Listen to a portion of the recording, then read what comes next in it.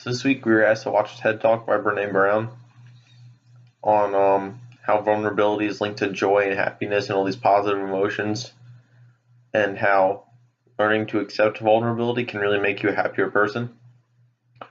So to start off, I really liked this video. I really liked her manner of speaking and the way she presented the material. She was funny at some bits, but it wasn't oversaturated with fluff. She still got to the point and really, got the educational bit across.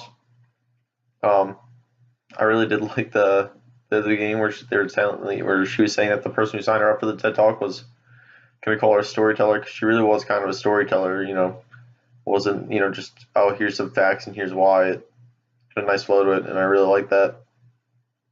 She then went in to talk about, she quoted, "If you can't measure it, it doesn't exist," and was saying how that really appealed to her. But it's kind of the subject matter that she's talking about. You really can't quantify that vulnerability and joy and all those things. So I do think she kind of moved away for that. And I know she's saying in the video she had kind of had a little breakdown, or I'm sorry, spiritual awakening, and maybe that's a little bit why.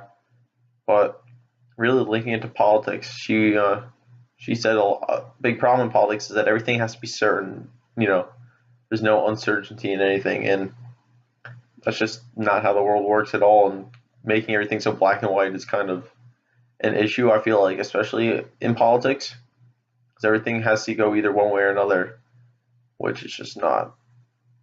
It's not how the world works. Um,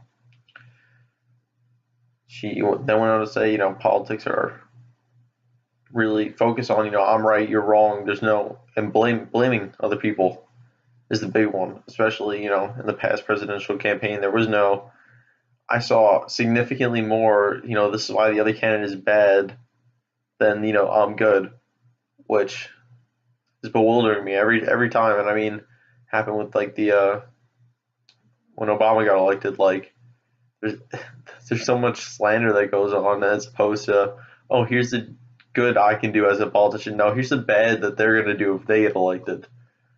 And it's just, it's still bewildering because it works. I mean, that's what people like, I guess. But I think really, politicians really need to stop doing that and get into, how they can help other people and stop trying to pass blame. Just accept when they did something wrong and go, okay, yeah, we're sorry. Here's how we're gonna fix it, like she said in the video. And another issue is that politicians don't want to seem vulnerable.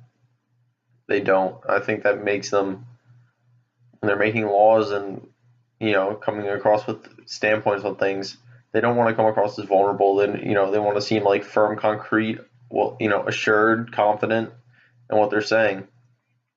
But that doesn't really translate well when you're dealing with people who need help. That's something you need to be a little bit vulnerable in. It helps you empathize with the people that you're trying to pass laws to help.